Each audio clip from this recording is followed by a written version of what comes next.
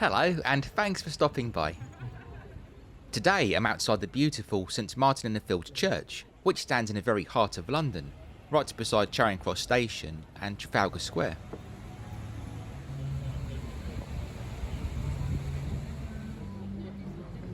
Also nearby is St Martin's Lane, which takes its name from the church and runs along the western edge of Covent Garden. St Martin's Lane is notable for being home to a trio of theatres, these being the Noel Coward, the Duke of York's, and the London Coliseum. We've seen the London Coliseum on this channel before. If you managed to catch my earlier series, which counted down the city's quirkiest trains, you may recall that, rather bizarrely, this large venue once had its own internal railway, specifically an electric carriage designed for transporting VIPs between the foyer and the Royal Box. If you missed that video and would like to know more, I'll leave a link in the description. As I'm sure you've gathered from the title of this video though, it's an alleyway we're interested in today. The entrance to it is in this vicinity, but it's a bit difficult to spot. I'll give you a few moments to see if you can find it. Any luck? Yep, that's it there. Brydges Place, a passageway that's generally regarded to be London's narrowest alleyway. Let's go and have a closer look. This slender little path provides a handy cut through between St Martin's Lane and the junction of Chandos Place and Bedfordbury, on the corner of which you'll find Charing Cross Police Station, which is housed within the former Charing Cross Hospital. The western section of Brydges Place, as shown here, is the narrowest part, and it really is quite a squeeze. If you're claustrophobic, it's probably best to take the long way around.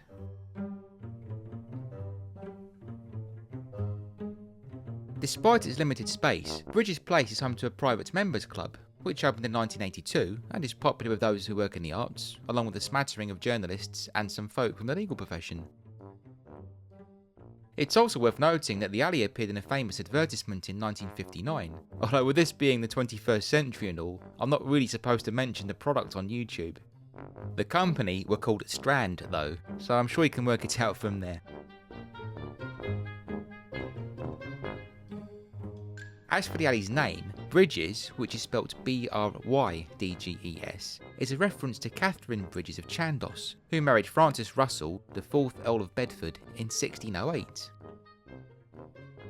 The Bedford family once owned the land now occupied by Covent Garden, along with parts of Bloomsbury, hence their assorted names appearing on various street signs in the area. Covent Garden and Bloomsbury, eh?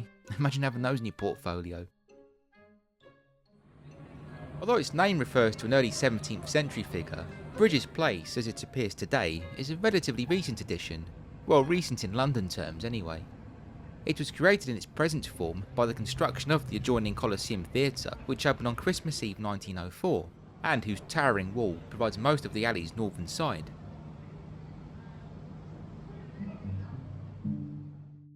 An access door for the theatre, which contains this rather creepy stained glass, is located within the alley.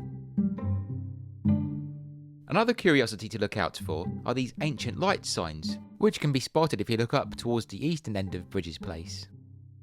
These relate to an Old English law that states if someone has owned a property for 20 years or more, which contains windows that allow in natural light, then it is forbidden for anyone to construct an adjacent building that would block out said light. Quite an important right to safeguard in such an environment as this. Prior to the Coliseum being built, a narrow route, pretty much matching the path of Brydges Place, did still run through here. This earlier lane was known as Taylor's Buildings, and it marked the southern edge of a small and wretchedly miserable slum. To my knowledge, no contemporary images of Taylor's Buildings, whether they be photographs or illustrations, exist.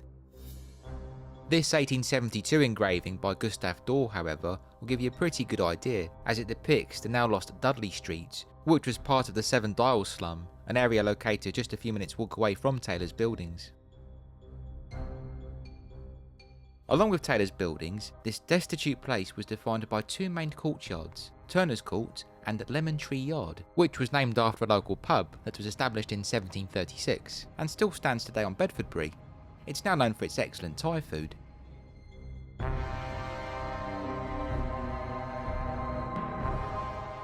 Although these names sound pleasant enough, living here in the 19th century was anything but. On Charles Booth's famous poverty map, which was compiled in the 1880s and 1890s, this small but densely packed area of homes and workshops was categorised as being, in Booth's terminology, the lowest class, vicious and semi-criminal. A glimpse at various newspaper articles from the 19th century paints a further picture. In October 1848, for example, one reporter working for the Morning Chronicle visited the area and penned the following accounts under the heading of Dreadful Dwellings in London. Taylor's Buildings, Bedfordbury. In number 3, a man, his wife and 5 children occupy one small room, for which they pay 3 shillings and 6pence per week. In number 4, the soil from the privy is exuding and cast about the yard. The privy is connected with a cesspool, which was last emptied 7 years ago. The house altogether is in a very offensive condition, but number 3 is considerably worse, as the privy, water tank and dustbin are all close together in an underground cellar. There is a large quantity of decaying matter in the cellar, which has been accumulating for upwards of 2 months. The stench was very great and affected the whole house. These 2 houses are a fair specimen of the whole row.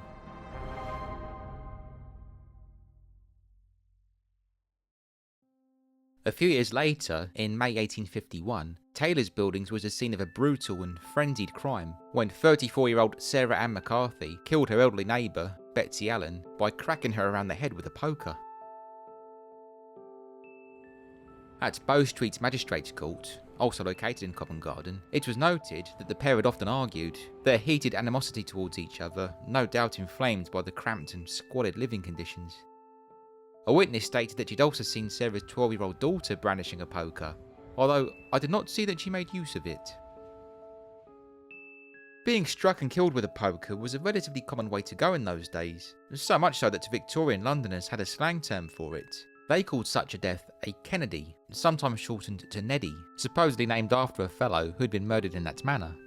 According to the Dictionary of Modern Slang, Cant and Vulgar Words, which was first published in 1859, this phrase originated in the notorious St Giles slum, which, like the aforementioned Dudley Street, was located a short walk away from Taylor's Buildings. As for Sarah Ann McCarthy, she was found guilty of manslaughter and carted off to the dreaded Newgate Jail. 30 years after Betsy Allen's brutal death, the area seems just as desperate, when in October 1881, a 10-year-old boy named Charles Nurse was found dead inside the large iron dustbin on Taylor's Buildings. The exact location was behind a fire station, whose main entrance was on Chandos Place. Although it ceased to be a fire station shortly after this grim discovery, the building still exists today. It's now occupied by the Institute of Chinese Medicine, and the green archway beside it provides another access point to Brydges Place. Charles's death wasn't the result of foul play, although it could be argued that his death was linked to poverty. You see, the large bin in which he was discovered was known to have been used by a local workshop, and the lad had apparently clambered inside to scavenge for scraps of copper, which he would have no doubt attempted to sell on for a few pennies. It was concluded that Charles had died after being either overcome by fumes or after being smothered by ashes after dozing off in the welcome warmth of the bin.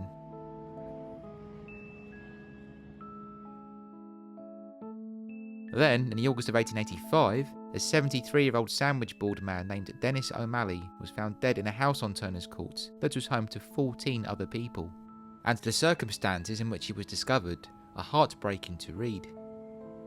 The bed upon which O'Malley was lying was merely a bundle of dirty rags. The stench of the room was abominable.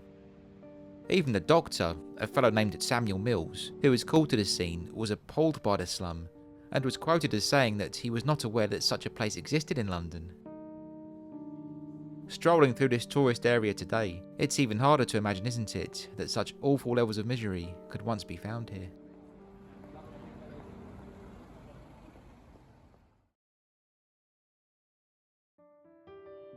Thanks for watching.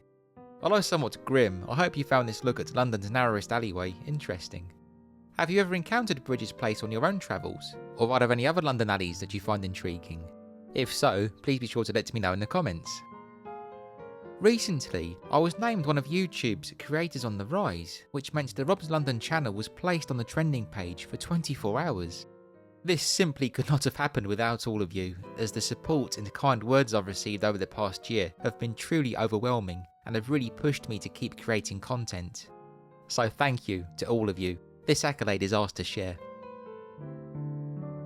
If you haven't yet subscribed, I'd really appreciate it if you could please consider doing so, as it'd be wonderful to have you along. And if you do sign up, don't forget to click the bell so that you can receive a notification whenever I post a new video.